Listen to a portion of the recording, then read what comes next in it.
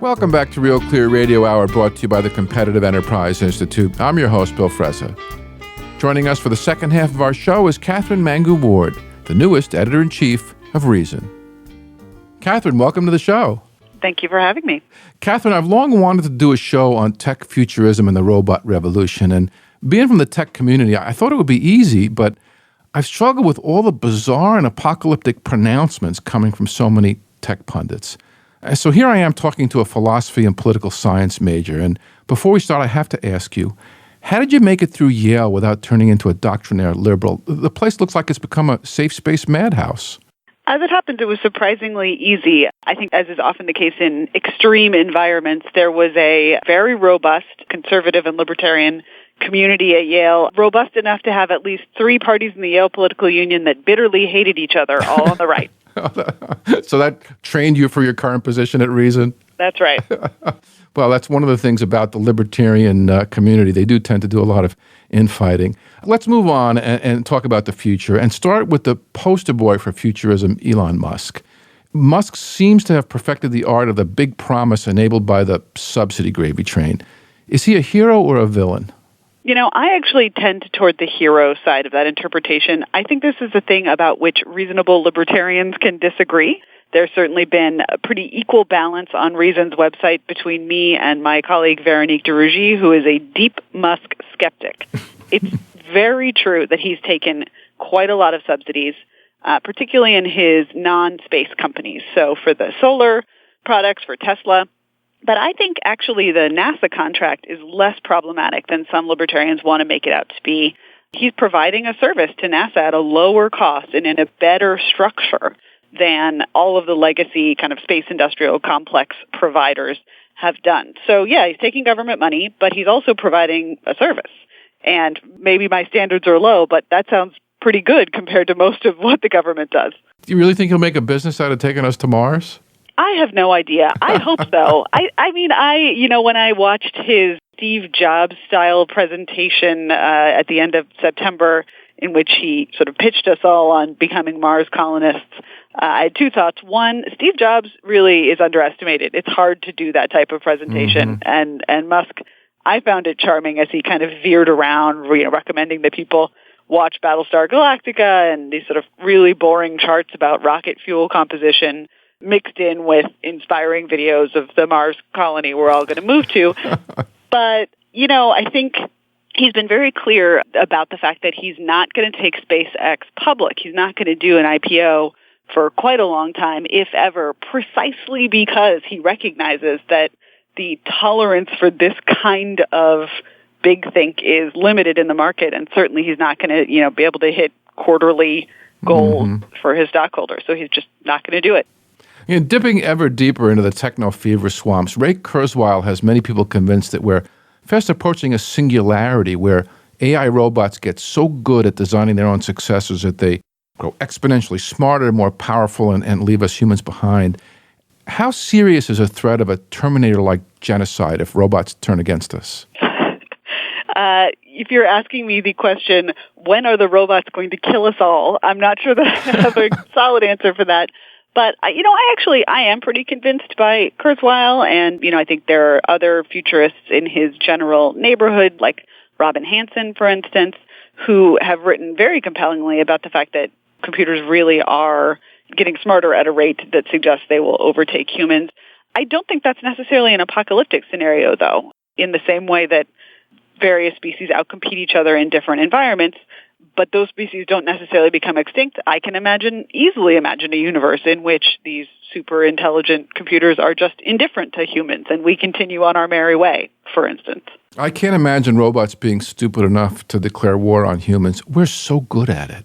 I don't know. They could be better. It's like that anti-drug commercial. They'll say, I learned it by watching you. Yeah.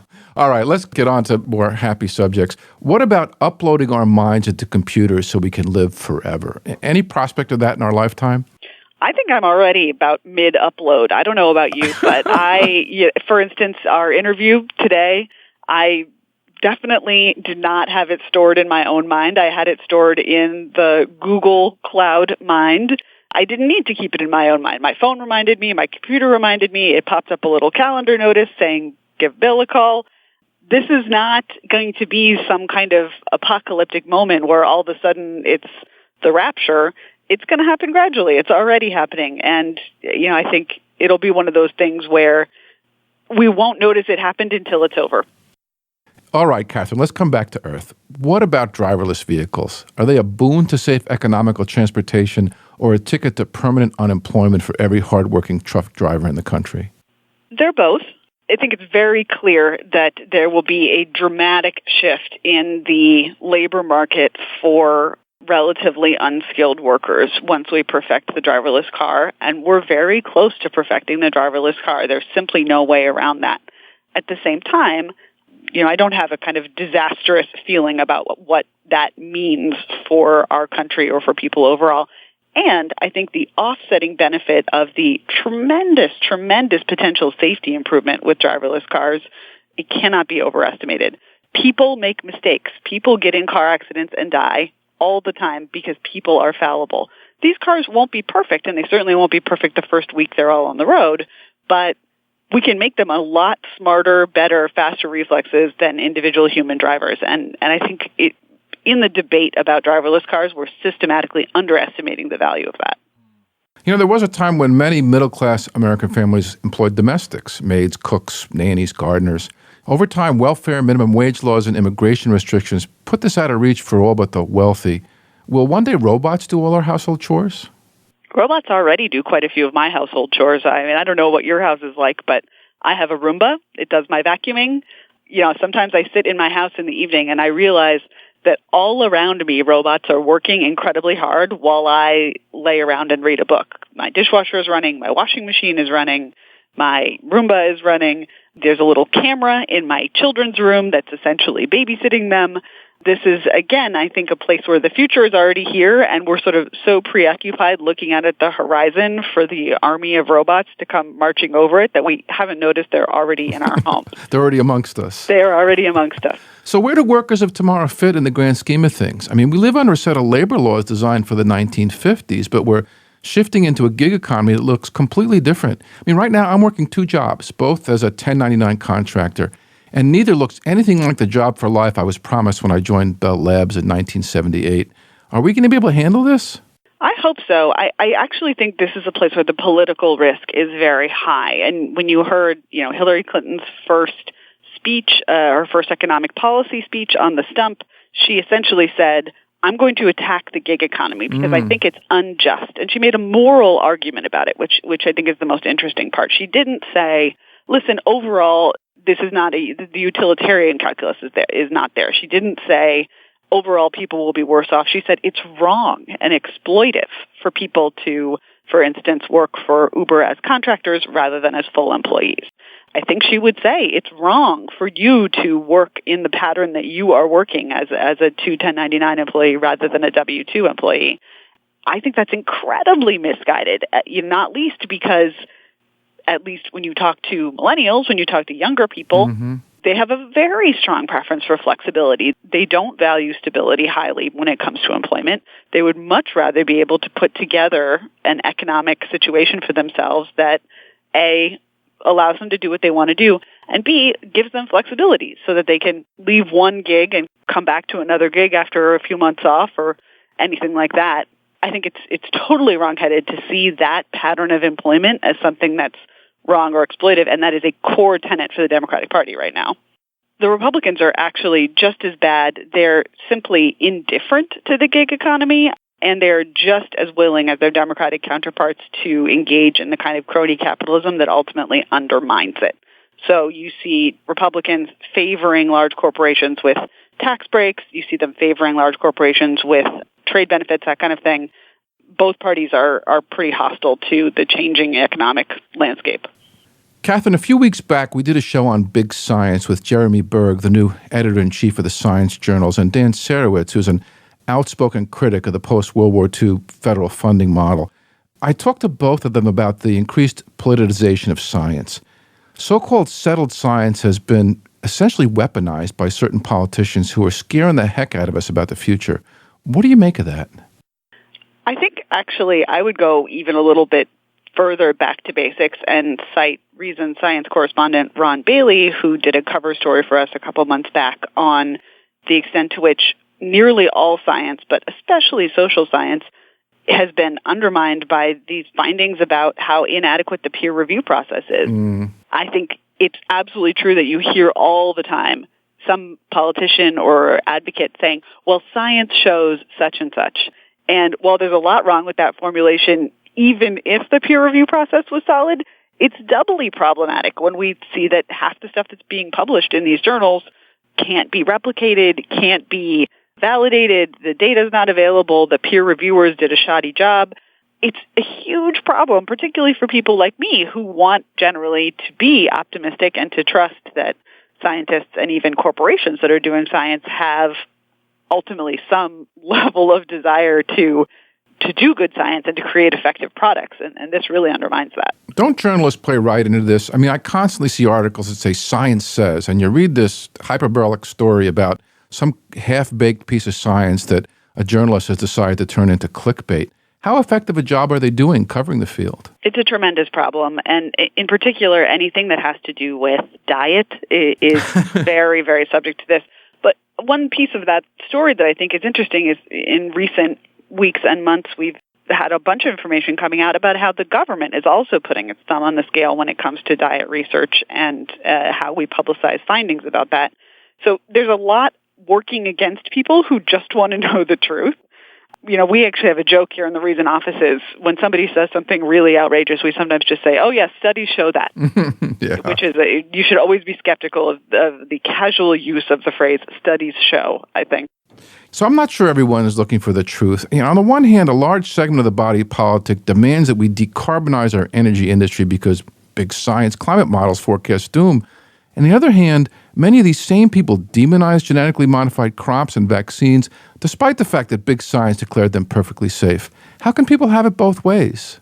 You know, people are astonishingly talented at having it both ways in nearly every area of thought. So that bit doesn't surprise me too much.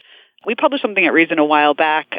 Somebody had done a survey asking whether people wanted food containing DNA to be labeled.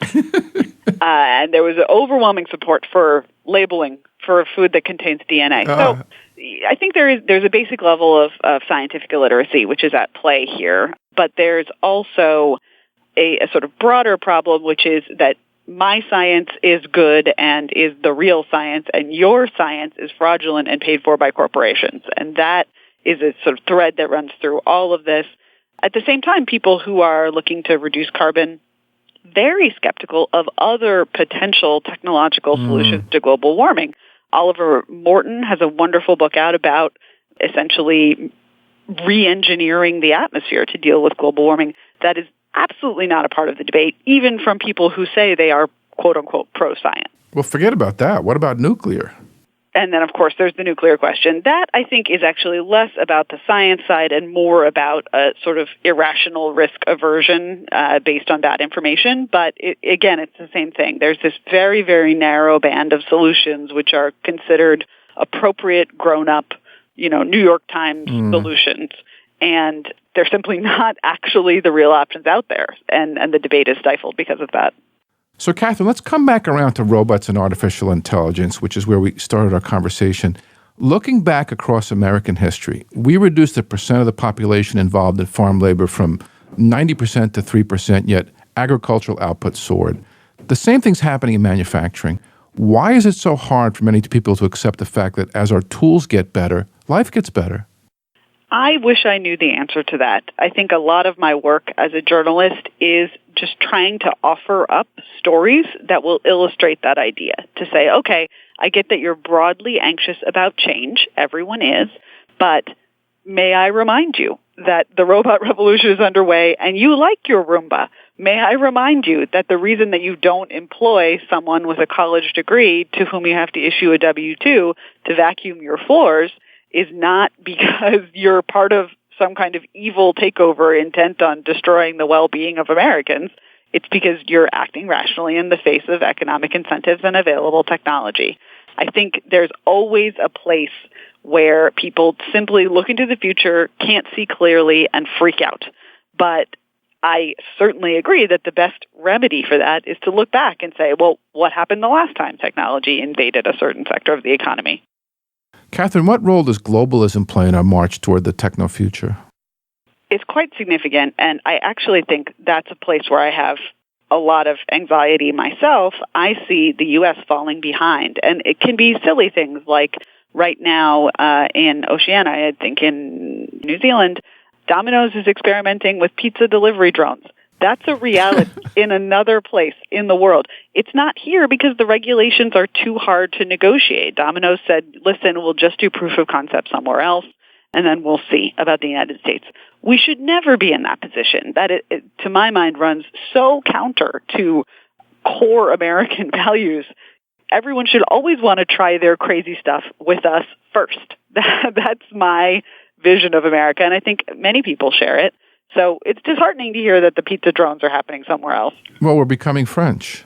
Maybe. I do think that's a legitimate concern. I think you also see it with pharmaceuticals increasingly getting approval for research, for clinical trials, and then for the resulting drugs in the United States is so difficult that we see many drugs that can really improve people's quality of life being available overseas only. It's a real concern that we might slip into a former global power that it's sort of too much trouble to do business inside our borders. On that issue, Western economies have essentially stopped growing, entering what some economists are calling secular stagnation. Is that because we've gotten so good at making stuff that people don't want or not able to consume it all? I am a little skeptical of the secular stagnation thesis, not least because I think these sort of things are very hard to measure.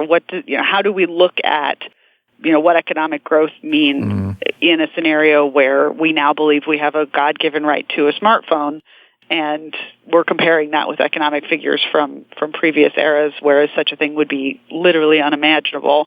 At the same time, yes, I think the underlying insight there is right, which is that unless we do something to bring an infusion of recklessness, of a spirit of adventure, of a willingness to launch rockets that sometimes blow up, we're going to be in trouble. We need to either open up our borders to allow more immigrants in who will bring that spirit with them, or open up our laws to allow people who are already here to take risks that right now don't seem worth it. Well, we grew up as a frontier society, but there don't seem to be many frontiers left. Mars.